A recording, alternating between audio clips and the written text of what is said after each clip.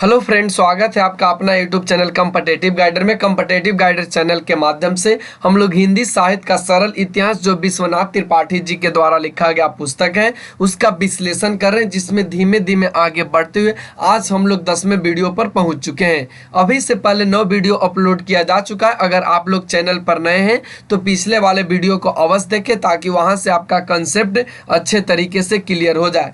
तो चलिए आज के वीडियो को हम लोग स्टार्ट करते हैं। आज का वीडियो में हम लोग देखेंगे प्रमुख रीति मुक्त कवि को।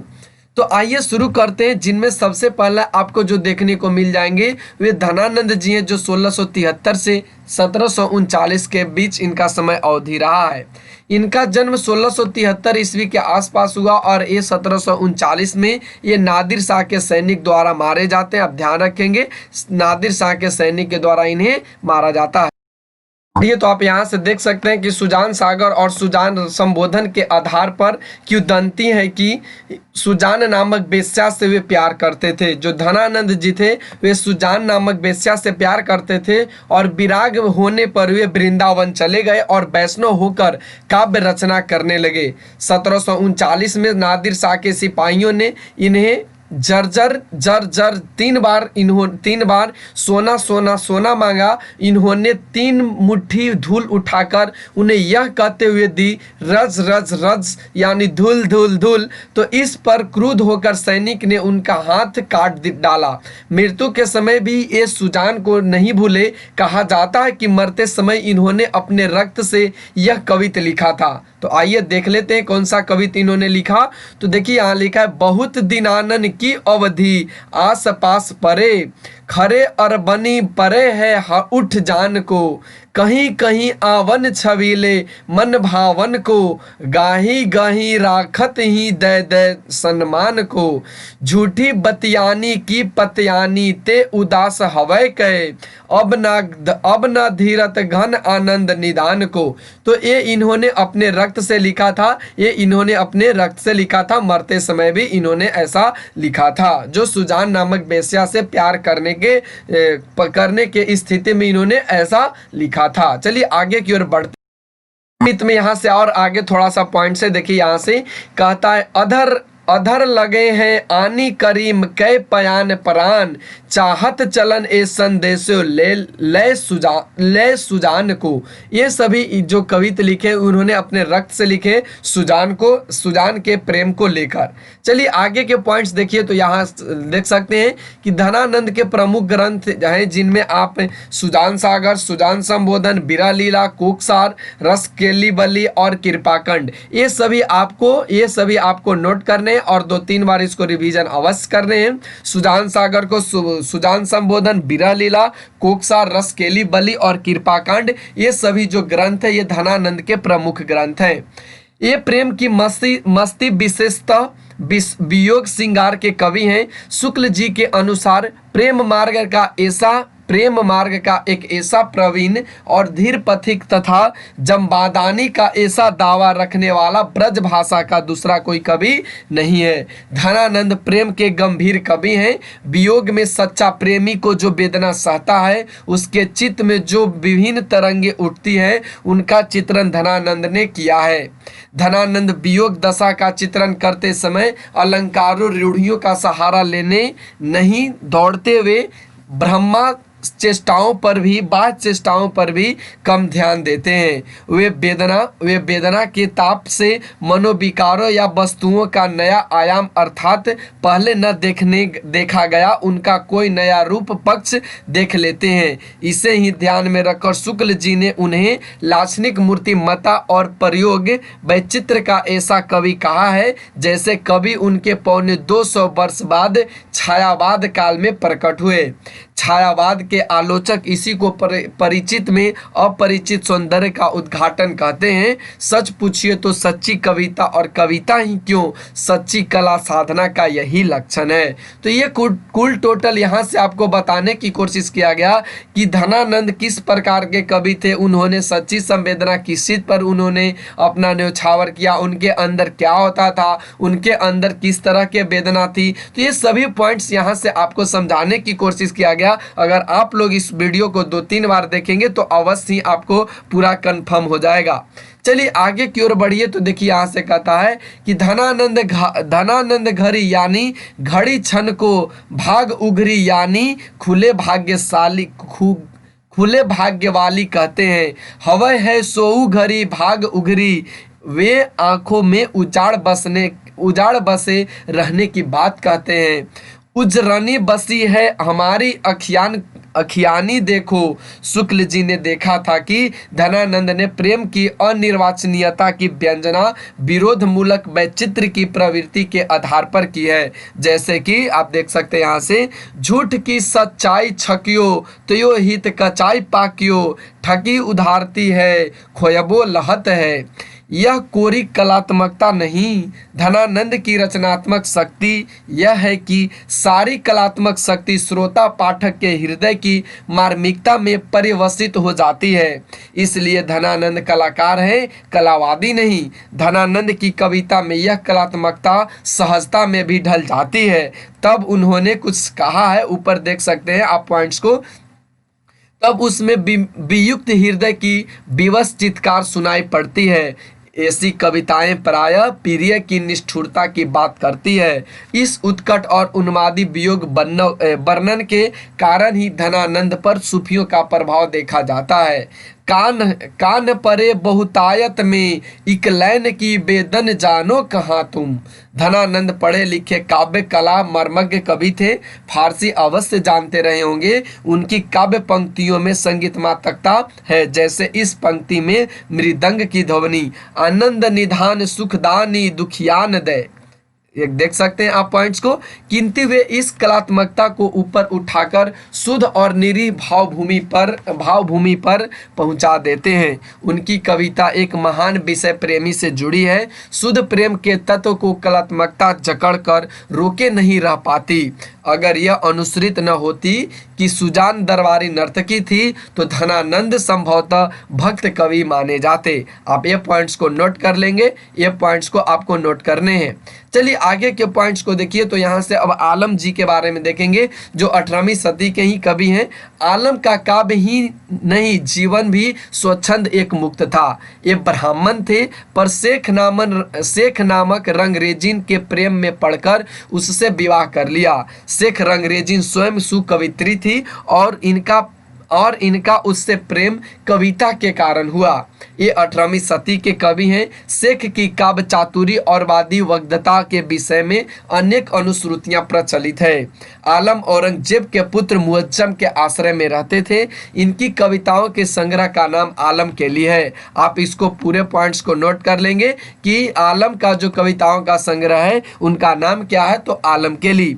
उसमें आलम के साथ शेख के भी कवित हैं। मध्य युग में कला के क्षेत्र में किसी दंपति की इतनी एकमेकता कम दिखाई पड़ती है। तो आप पूरे पॉइंट्स को ध्यान में रखिए। चलिए आगे की पॉइंट्स की ओर बढ़ते हैं। इस प्रकार वे जीवन में व्यर्थ बोझ उतार फेंक सके थे, उसी प्रकार काव्य में वे केवल सार्थक वक्तव्य के सहारे मार्मिकता पैदा कर सकते थे। अलंकार आदि का बोझ फेंककर आलम प्रेम की दीवानगी के कवि हैं। आप ध्यान रखेंगे, आलम जो है वो प्रेम के दीवानगी के कवि हैं। वे घनानंद रसखान की कोटि के कवि हैं। ध्यान रखेंगे, ये धनानंद और रसखान के कोटि के कवि हैं। मनोवेग जीवन के समान आचरण में व्यक्त होता है और संजोग तथा वियोग में क्या अंतर पड़ जाता है, इसे कवि ने बाह्य आचरण द्वारा चित्रित किया है। देखिए यहाँ से, जा थल किने बिहार अनकेनन ता थल कौकरी बैठी चुनियो करे, जा रसना सौ करी बहु बातन ता रसना सौ चरित्र गुनियो करे। ये इन्होंने बाह्य आचरण को चित्रित करके इन्होंने आपको समझाने की कोशिश किया। तो उम्मीद है यहाँ तक के पॉइंट्स आपको समझ में आ गए होंगे। चलिए अगले पॉइंट्स को यहाँ से देखते हैं। अगला जो पॉइंट हम लोग देखने वाले हैं वे बोधा जी के बारे में देखने वाले हैं, जो बोधा जी 18वीं सदी के कवि हैं। तो आइए देखते हैं। बोधा राजापुर जिला बांदा अर्थात तुलसीदास की जन्मभूमि के रहने वाले थे। 18वीं सदी के उत्तरार्ध और 19वीं सदी के प्रारंभिक काल में ये विद्वान थे। थे इन्होंने अपने जीवन में प्रेम और विरह का दंड और सुख भोगा था, जो इनकी कविता में प्रकट है। कहा जाता है कि पन्ना दरबार की सुभान नामक वेश्या से इन्हें प्रेम था। ये सभी जो आप देख रहे हैं ये सभी प्रेम के कवि हैं, ये सभी प्रेम के कवि हैं। और इनका जो जन्म होता है ये बांदा जिला बांदा में होता है, जो तुलसीदास के जन्मभूमि के ही रहने वाले थे। तो आप ये सभी पॉइंट्स को नोट करेंगे। आगे बढ़िए तो कहता है कि बिरह बारिश उसी से संबंधित है। बिरह बारिश के अतिरिक्त इनकी एक रचना इश्कनामा मिलती है। आप ध्यान रखेंगे इनकी जो रचना बिरह बारिश है और एक और इनकी रचना है जो इश्कनामा है। बोधा रसों उन्मुक्त कवि हैं, आप इसको ध्यान रखेंगे। प्रेम की पीर की व्यंजना इनके काव्य में भी मिलती है। ये किसी रीति पर न चलकर काव्य क्षेत्र में प्रेम के स्वच्छंद मार्ग पर चलने वाले कवि थे। स्वच्छंद मार्ग का मतलब यह होता है कि ये मन की उमंग पर कविता करते थे और मन की बात कहने में चूकते नहीं थे। इसलिए उनकी कविता में कहीं कहीं ऐसा पंक्तियां भी मिलती है जो इनका अखड़पन और अनंत तेजस्वी स्वभाव प्रकट करती है। इनके साथ ही साथ वे दरबारी कवियों के चरित्र के भिन्न और विपरीत कवि स्वभाव भी प्रकट करती है। दाता कहाँ सुर कहाँ सुंदर सुजान कहाँ, आपको न चाहे ताके बाप को न चाहिए। ये इन्होंने अपने कवि के भाव में इन्होंने यह प्रकट किया है हम लोगों के बीच। तो आप ध्यान रखेंगे ये इनके पंक्ति हैं। चलिए आगे की ओर बढ़िए तो कहते हैं कि दूसरी ओर बोधा प्रेम की अतिव, देख सकते हैं दूसरी ओर बोधा प्रेम की अतिव मानवीय एवं संवेदनशील पहचान रखते हैं। सच्चा प्रेमी प्रिय को प्राप्त करने की धुन में कितना अधीर होते हुए कम से कम अपनी ही दृष्टि में कितना संयम बरतता है। इसका द्वंद्व कितना असहाय होता है, फिर उसे किसी से न कह सकने की पीड़ा। प्रेम मन की कितनी स्थितियों का समुच्चय है, इसे बोधा ने इसे सवैये में व्यक्त किया है। तो आइए देख लेते हैं इनके सवैये इस प्रकार हैं। देखिए कहता कबहू मिलीबो यह धीरज ही मैं धरबो करे। उर के कड़ी आवे करे ते फिर मन ही मन मैं सिरेबो करे। कभी बोधा न चाऊ श्री कबहू नीति हरवा सो हिरेबी करे। सहते न बने कहते न बने मन ही मन पीर पिरेबे करे। तो ये इन्होंने कविता लिखा। तो चलिए आगे पॉइंट्स हम लोग देखेंगे जो ठाकुर के बारे में है। तो आइए देख लेते हैं। जो 1774 से 1823 ईस्वी के बीच इनका समय अवधि रहा। ठाकुर के पूर्वज काकोरी अवध के निवासी थे। इनका जन्म ओरछा में हुआ था। आप ध्यान रखेंगे ठाकुर का जो जन्म हुआ था वह ओरछा में हुआ था, लेकिन इनके जो पूर्वज थे वे काकोरी अवध के निवासी थे। इनके बारे में प्रसिद्ध है कि सामंत हिम्मत बहादुर के जिनका उल्लेख पद्माकर के प्रसंग में हो चुका है, अपमान करने पर इन्होंने उनकी सभा में ही मयान से तलवार निकाल ली थी और यह कवित पढ़ा था। आइए देख लेते हैं कौन सा कवित इन्होंने पढ़ा था।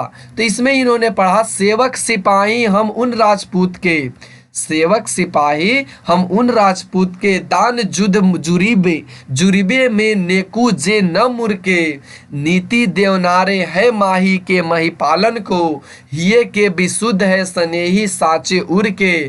ठाकुर कहत हम बैरी बेवकूफन के, जलिम दमाद है आदानिया ससुर के। चोजिन के चोजी महा मैजिन के महाराज, हम कविराज हैं वे चाकर चतुर के।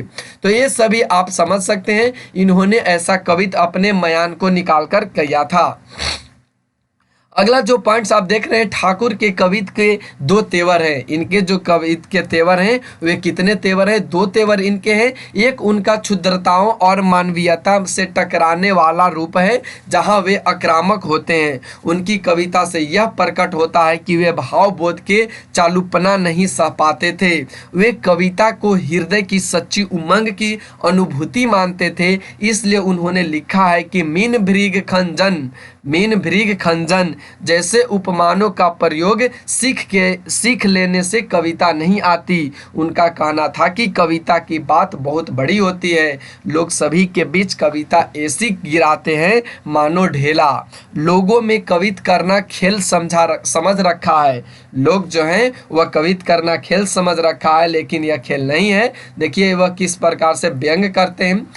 ढेल सो बनाए आए मेलत सभा के बीच लोगन, कवित किन्हो खेल करी जानियो है। तो ये इन्होंने ऐसा लिखा है। चलिए अगले पॉइंट्स की ओर बढ़िए। तो अगला पॉइंट्स कहता है कि ठाकुर का जो दूसरा तेवर अत्यंत मानवीय, करुण, कोमल एवं सूक्ष्म संवेदनशील है। कहने की आवश्यकता नहीं कि व्यक्तित्व के ये दोनों परस्पर विरोधी तेवर वस्तुतः एक दूसरे के पूरक हैं। वस्तुतः एक दूसरे के क्या हैं? ये पूरक हैं। आप देख सकते हैं। यहां से आगे की ओर बढ़िए तो कहता है ठाकुर मध्यकाल के उन दुर्लभ कवियों में से हैं जिनके प्रेम की अनुभूति आधुनिक है। प्रेमी प्रिय का तन भी चाहता हो, लेकिन तन से अधिक उसका मन चाहता है। प्रिय का मन प्रेमी का मुख्य प्राय है। मन स्थूल नहीं, अतः वह दूर रहते भी प्राप्त हो जाता है। वह पूरी तरह न भी मिले, उसमें क्षोभ या हलचल भी पैदा हो जाए तो सच्चे प्रेमी को काफी राहत मिल जाती है। इसी मन स्थिति को चित्रित करने वाला यह सवैया रीतिकाल की अनप्रेम कविताओं से कितना अलग है। शुक्ल जी ने लोभ और प्रीति नामक निबंध में इस प्रकार की व्याख्या की है। तो यहाँ से कुल टोटल पॉइंट समझे प्यारे साथियों। तो यह कहना चाहता है कि ठाकुर उन समय के दुर्लभ कवि हैं जिनके अंदर प्रेम तो है, उनके अंदर प्रेम की अनुभूति तो आधुनिक है, लेकिन वे कहना चाहते हैं कि प्रेमी का प्रिय तन भी नहीं चाहिए। सिर्फ तन लेने से क्या होगा, उसका मन भी चाहिए। प्रेमी का अगर मन मुख प्राय है तो उनका मन स्थूल नहीं होगा। तो ये सभी इन्होंने बताने की कोशिश किया है और शुक्ल जी ने एक निबंध के माध्यम से यहाँ पे व्याख्या किए हैं। तो आइए देख लेते हैं। देखिए कहता है देखिए यहाँ से वा निर्मोहिनी रूप की जस रसी जऊ उर हेतु न ठनाती हवै है। बार ही बार बिलो की घड़ी घरती सुरती तय पहचानती हवै है। ठाकुर या मन की प्रतीत है जो पैसने न मानती हवै है। आवत है नित मेरे लिए इतनो सो विशेष कै जनाती हवै है। तो ये इनके प्रमुख व्याख्या हैं। तो चलिए आगे के पॉइंट्स देखते हैं। अगला जो हम लोग पॉइंट्स देखेंगे वह इन्हीं का है। तो आइए बढ़ते हैं अगले पॉइंट्स की ओर। देखिए अगला पॉइंट यहाँ से कहता है कि प्रकृति के प्रेम के रंग में डूबकर स्वयं राधा कृष्ण के प्रेम का प्रतीक बन जाने का यह चित्रण कलकारी नहीं, चराचर में व्याप्त प्रेम की सत्ता की भावना से संभव हुआ है। सखी कारी घटा बरसे बरसाने पे गोरी घटा नंद गांव पैरी। ये इन्होंने ऐसा लिखा है। आइए अब हम लोग देखते हैं गुरु गोविंद सिंह जी के बारे में, जो 1666 से 1708 के बीच इनका समय अवधि रहा। सिखों के 10वें गुरु गोविंद सिंह का जन्म 1666 में पटना में हुआ था। इनका स्वर्गवास अल्पायु में 1708 में ही हो गया। गुरु गोविंद सिंह का व्यक्तित्व बहुआयामी था। वे मध्यकालीन सांस्कृतिक एवं सामाजिक चेतना के प्रतीक थे। वे योद्धा, संत, राजनीतिक, कवि, प्रशंसक सब कुछ थे। आप ध्यान रखेंगे, ये गुरु गोविंद सिंह जी के बारे में आपको नोट कर लेने हैं ताकि पूछ लिया जाए तो आप यहाँ से अच्छे से डिटेल से बता सके। गुरु गोविंद सिंह के रचित अनेक ग्रंथ बताए जाते हैं। इनकी रचनाओं के संग्रह का नाम दश ग्रंथ है। आप इसको नोट कर लेंगे। इनके जो ये रचनाओं का संग्रह है उनका नाम दशम ग्रंथ है। इसमें 16 रचनाएं संकलित है। इन्होंने पंजाबी, फारसी और हिंदी ब्रज भाषा में काव्य रचना की। इनका संप्रदाय देखते हुए इन्हें निर्गुण कवि होना चाहिए, किंतु इन्होंने देवी देवताओं और सगुण रूप से संबंधित रचनाएं भी की है। चंडी चरित्र इनकी विशिष्ट साहित्यिक रचना है। इनकी शैली ओजस्विनी है। आप ध्यान रखेंगे इनकी जो शैली है वह कौन सी है, ओजस्विनी है। गुरु जी की रचनाओं में वीर रस प्रधान है। यद्यपि इनकी मुख्य भूमि भक्ति है। 24 अवतार नामक रचना में श्रृंगार का भी पर्याप्त रंग दिखलाई पड़ता है। गुरु जी महाराज काव्य रीति में मग्न थे। रीति काल में इनकी व्यक्तित्व और कृतित्व अनुपम है। हिंदी में भक्त जनों का भक्ति काव्य तो प्रचुर मात्रा में उपलब्ध है, किंतु वीर जनों द्वारा रचित वीर काव्य नहीं मिलता।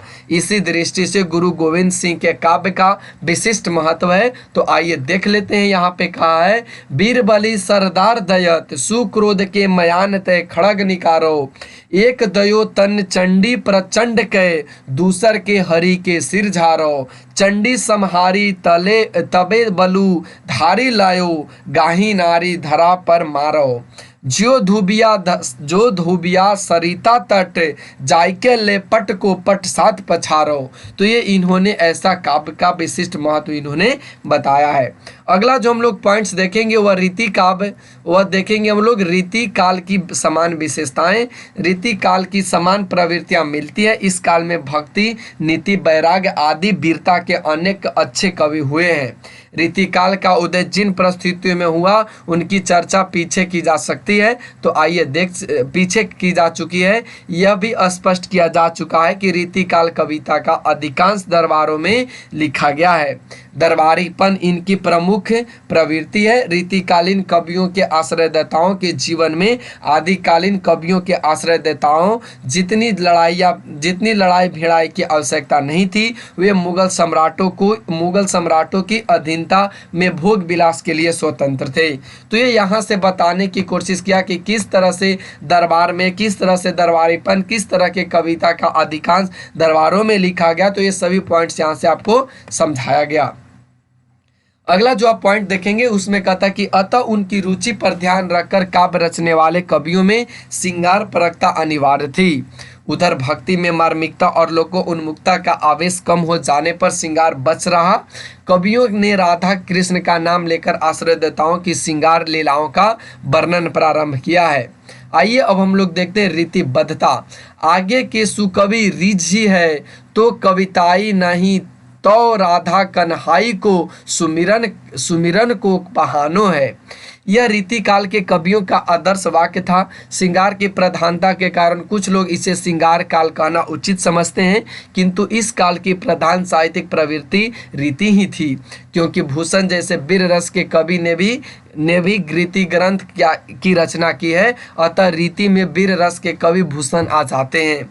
श्रृंगार कहने से ऐसे कवि छूटकर अलग जा पड़ते हैं। इस काल में कहने को यद्यपि कुछ प्रबंध काव्य जैसे केशव दास का वीर सिंह देवजू चरित्र भी लिखे गए, किंतु प्रधानता मुक्तक की ही रही है।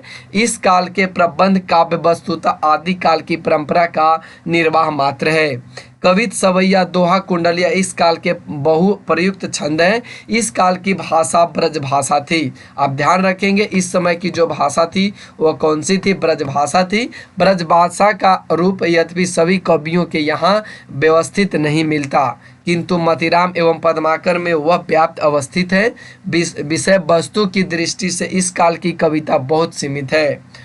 प्रधानतः श्रृंगार और उसमें नायिका भेद ही मिलता है, किंतु रीतिपरक सूक्तियों भी दिखलाई पड़ती है। रहीम, बृंद, गिरधर आदि की नीतिपरक रचनाएं बहुत लोकप्रिय रही। इस प्रकार भक्ति की रचनाएं भी दिखलाई पड़ती है, यद्यपि ये भक्तिकालीन आवेश से रहित है। रीति काल के काव्यांग निरूपण काव्य रचना का निर्मित मात्र है, इससे काव्य शास्त्र का विकास नहीं हुआ। अतः रीति काल के तथाकथित आचार्यों द्वारा हिंदी के काव्य शास्त्र की नींव पड़ी। उस समय गद्य का विकास नहीं हुआ था। तो अब ध्यान रखेंगे कुल टोटल यहाँ से पॉइंट्स को। चलिए आगे के पॉइंट्स हम लोग देखने वाले। आगे का जो पॉइंट्स यहाँ से कहता है कि गद्य का अभाव वास्तविक काव्यांग निरूपण न होने का कारण है। इस काल में सरस, मनोरम, मुक्तक प्रभुत संख्या में लिखे गए। इस काल की कविता की प्रधान प्रवृत्ति किसी भी दार्शनिक विचारधारा से मुक्त है, इसलिए कुछ लोग उसे शुद्ध साहित्यिक अथवा शुद्ध काव्य भी कहना उचित समझते हैं। रीतिकालीन मुक्तकों की लोकप्रियता का ही प्रमाण है कि जिस प्रकार संस्कृत के सुभाषितों का संकलन होता है, उसी प्रकार रीतिकालीन मुक्तकों के संकलन ग्रंथों की भी परंपरा चली। कालिदास रीतिकालीन कवि ने कालिदास हजारा में और भारतेंदु ने सुंदरी तिलक में रीतिकालीन मुक्तकों का संकलन किया है। रीतिकाल की मुख्य काव्य प्रवृत्ति अर्थात काव्य रीति को ध्यान में रखकर नायिका भेद आदि का वर्णन तो आगे बहुत दिनों तक चलता रहा, अभी भी वह पूरा समाप्त नहीं हुआ है। बात यह है कि इस प्रकार के मुक्तकों की रचना और श्रवण का चाव हिंदी भाषी जन जीवन में अपनी गहरी जड़ें जमा चुका था। इसलिए आधुनिक युग के प्रवर्तन के उपरांत भी ब्रज भाषा काव्य परंपरा पूरे जोश के साथ बहुत दिनों तक प्रवाहित होती रही। यदि ब्रजभाषा काव्य धारा सजीव न होती तो खड़ी बोली से उसकी इतनी जोरदार टक्कर न होती। ये इन्होंने यहाँ बताने की यह सभी पॉइंट्स कोशिश किया गया है कि किस तरह से रीतिकाल की काव्य प्रवृत्ति थी, किस तरह से ध्यान में रखकर काव्य को लिखा जा रहा था। तो ये सभी पॉइंट्स आपको यहाँ से क्लियर होंगे। लेकिन प्यारे साथियों, यह आपके एग्जाम के लिए यहाँ से कोई इंपॉर्टेंट पॉइंट्स नहीं है, सिर्फ आपको जानकारी रखने ताकि आपको किसी भी तरह के कोई भी प्रश्न आपको मिले तो आप उसको अच्छे से सोल्व कर सके, अच्छे से डील कर सके। अगला जो हम लोग पॉइंट्स देखेंगे, यहां से अगला पॉइंट्स कहता है किंतु इस विषय में एक बात पर ध्यान रखना आवश्यक है, सारा ब्रजभाषा काव्य रीति धारा में बद्ध नहीं। उदाहरण के लिए भारतेंदु ब्रजभाषा का उपयोग रीतिवादी परंपरा, देख सकते हैं आप लोग, रीतिवादी परंपरा काव्य की उल्लेखनीय परंपरा बाबू जगन्नाथ दास रत्नाकर बीए तक मिलती है। तो आज का वीडियो आज हम लोग यहीं तक रखेंगे, फिर अगले वीडियो में आपसे मुलाकात होगी। तब तक के लिए धन्यवाद। आप लोग इस चैनल पे बने रहें। वीडियो अच्छा लगे तो चैनल को सब्सक्राइब कर ले, वीडियो को शेयर कर दे ताकि इसी तरह के वीडियो का नोटिफिकेशन आपको मिलता रहे।